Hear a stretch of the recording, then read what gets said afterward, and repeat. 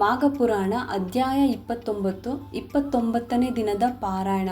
ಮಹಾವಿಷ್ಣುವಿಗೆ ಬ್ರಹ್ಮ ರುದ್ರರಿಂದ ಪೂಜೆ.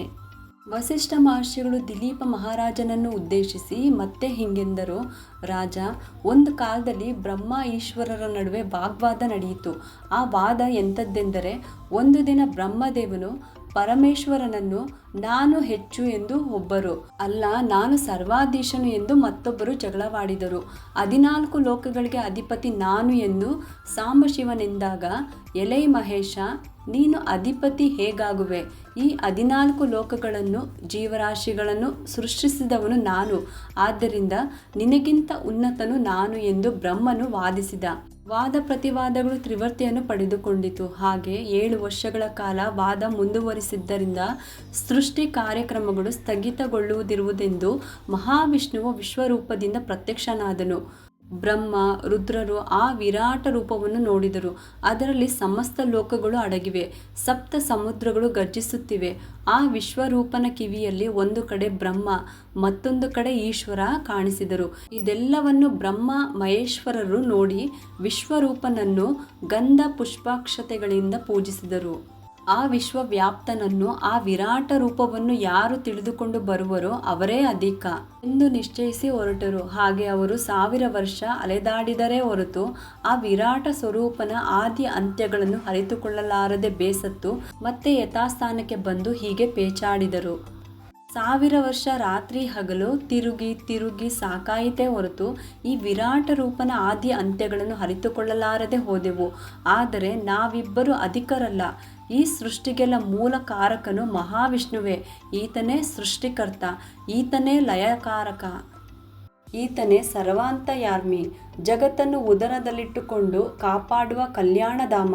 ಈತನೇ ಸೂರ್ಯ, ಚಂದ್ರ, ಅಗ್ನಿ, ವಾಯು, ಯಮ, ಸರ್ವಲೋಕಗಳಿಗೂ ಏಕೈಕನಾಥನು. ಅಂತಹ ಮಹಾನುಭಾವನಾದ ನಾರಾಯಣನೇ ಅಧಿಕನು. ನಾವಿಬ್ಬರು ಅಧಿಕರಾಗುವುದಿಲ್ಲ ಎಂದು ನಿಶ್ಚಯಿಸಿಕೊಂಡು ವಿಷ್ಣುಮೂರ್ತಿಯನ್ನು ಸ್ತೋತ್ರ ಮಾಡಿದಾಗ ಆತ ತನ್ನ ವಿರಾಟ ಸ್ವರೂಪದಿಂದ ಯಥಾರೂಪವನ್ನು ತಳೆದು, ನೀವಿಬ್ಬರು ಬಹಳ ಕಾಲದಿಂದ ಜಗಳವಾಡಿದ ವಿಷಯದ ಕುರಿತು ನಿಮಗೆ ಜ್ಞಾನೋದಯವಾಗುವುದಕ್ಕಾಗಿಯೇ ನಾನು ಈ ವಿಶ್ವರೂಪವನ್ನು ನಿಮಗೆ ತೋರಿಸಿದೆ. ನನ್ನ ರೂಪಕ್ಕೆ ಆದಿ ಅಂತ್ಯಗಳನ್ನು ಕಂಡುಕೊಳ್ಳಲಾರದೆ ಅಚೇತನರಾಗಿ ನಿಮ್ಮ ಕಲಹವನ್ನು ನಿಲ್ಲಿಸಿದಿರಿ. ಸಮಸ್ತ ಭೂಮಂಡಲಕ್ಕೆ, ಸಮಸ್ತ ಪ್ರಾಣಿಕೋಟಿಗೆ, ಸಮಸ್ತ ದೇವತೆಗಳಿಗೆ ಸೃಷ್ಟಿಕರ್ತನು ನಾನೇ ಎಂದು ಗ್ರಹಿಸಿ ಸ್ತೋತ್ರ ಮಾಡಿದಿರಿ. ನೀವು ಯಾಕೆ ಜಗಳವಾಡಿದ್ದೀರೋ ಹೇಳುತ್ತೇನೆ ಕೇಳಿ. ನೀವಿಬ್ಬರು ರಜೋತಮೋ ಗುಣಗಳಿಗೆ ಬದ್ಧರಾಗಿದ್ದೀರಿ. ಸಮಸ್ತ ಸತ್ವರ ಜಸ್ತಮೋ ಗುಣಗಳೆಂಬ 3 ಗುಣಗಳು ಇರುವವನ ಶ್ರೇಷ್ಠ ಆತನೇ ತೇಜೋವಂತ. ಸೃಷ್ಟಿಗೆ ಪೂರ್ವದಲ್ಲಿ ಈ ವಿಶ್ವವೆಲ್ಲ ಕತ್ತಲಾಯಿತು. ಪಂಚಭೂತಗಳು ಸೃಷ್ಟಿಸಲ್ಪಡಲಿಲ್ಲ. ಆಗ ನಾನೇ ಸೃಷ್ಟಿಸಲು ಉಪಕ್ರಮಿಸಿದೆ. ಒಂದು ಬಂಗಾರ ಗೋಳವನ್ನು ಮಾಡಿ ಅದಕ್ಕೆ ಅವಯವ ಸ್ಫುಟ ಉಂಟಾಗಿಸಿ 3 ರೂಪಗಳನ್ನಾಗಿ ಮಾಡಿದೆ. ಈ 3 ರೂಪಗಳೇ ನಾನು, ನಾವು, ಮೂವರು. ಸೃಷ್ಟಿ ಸ್ಥಿತಿ ಲಯಗಳಿಗೆ ಮುಕ್ತಿಕಾರಕರಾದೆವು. ಸೃಷ್ಟಿಯನ್ನು ಮಾಡುವವನಾಗಿ ಬ್ರಹ್ಮ, ಪೋಷಿಸುವವನಾಗಿ ನಾನು, ನಾಶ ಮಾಡುವನಾಗಿ ಶಿವ ಏರ್ಪಟ್ಟೆವು. ಆದ್ದರಿಂದ ನಾವು ತ್ರಿಮೂರ್ತಿಗಳು. ನಾನೇ ನೀವು, ನೀವೇ ನಾನು. ನನಗೆ ಮಾಡಿದ ಪೂಜೆಗಳು ನಿಮಗೂ, ನಿಮಗೆ ಮಾಡಿದ ಪೂಜೆಯು ನನಗೂ ಸಲ್ಲುತ್ತದೆ. ಆದ್ದರಿಂದ ನಿಮ್ಮಿಬ್ಬರಲ್ಲಿ ಭೇದವಿಲ್ಲ. ಮೊದಲಿಲ್ಲದ ಭೇದ ಈಗೇಕೆ ಉಂಟಾಯಿತು? ನಿಮಗಿರುವ ರಜಸ್ತಮೋ ಗುಣಗಳ ಪ್ರಭಾವದಿಂದಲೇ ಅಹಂಕಾರ ಪೂರಿತರಾಗಿ ಈ ರೀತಿ ವರ್ತಿಸಿದಿರಿ. ಆದ್ದರಿಂದ ಶಾಂತರಾಗಿರಿ. ನೀನು ಬ್ರಹ್ಮದೇವ, ಸಮಸ್ತ ಪ್ರಾಣಿಗಳನ್ನು ಸೃಷ್ಟಿಸುವ ಸೃಷ್ಟಿಕರ್ತ, ವೇದಗಳಿಗೆ ಸ್ಥಾನಭೂತನು.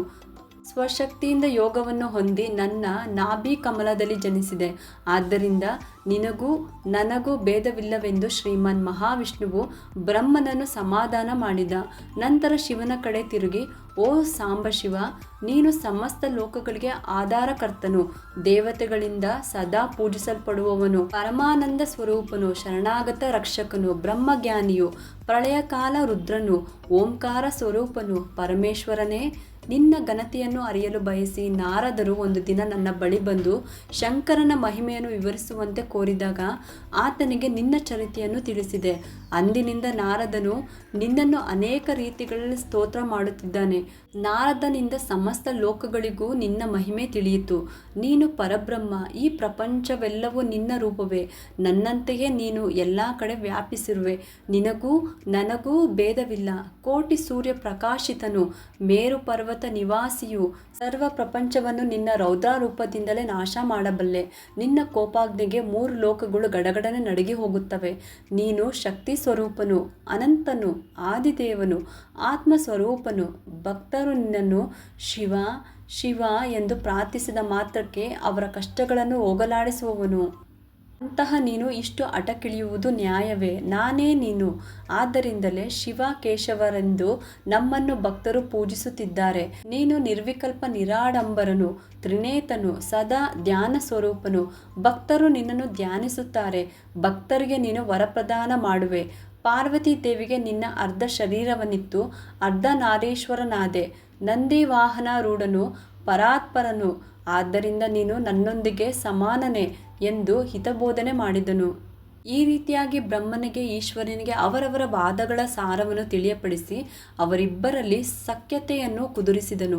ಅನಂತರ ಬ್ರಹ್ಮ ಮಹೇಶ್ವರರು ಜಗದಾಧಾರನಾದ ಶ್ರೀ ಮಹಾವಿಷ್ಣುವಿನ ಸ್ತೋತ್ರ ಮಾಡಿದಾಗ ಶ್ರೀಮನ್ನಾರಾಯಣನು ಲಕ್ಷ್ಮೀದೇವಿ ಸಮೇತನಾಗಿ ಪ್ರಸನ್ನನಾಗಿ ಬ್ರಹ್ಮ ಸರಸ್ವತಿಯರನ್ನು ಶಿವ ಪಾರ್ವತಿಯರನ್ನು ಆಶೀರ್ವದಿಸಿ ಅಂತರ್ಧನಾದನು. ಇಲ್ಲಿಗೆ 29ನೇ ಅಧ್ಯಾಯ ಸಮಾಪ್ತವು.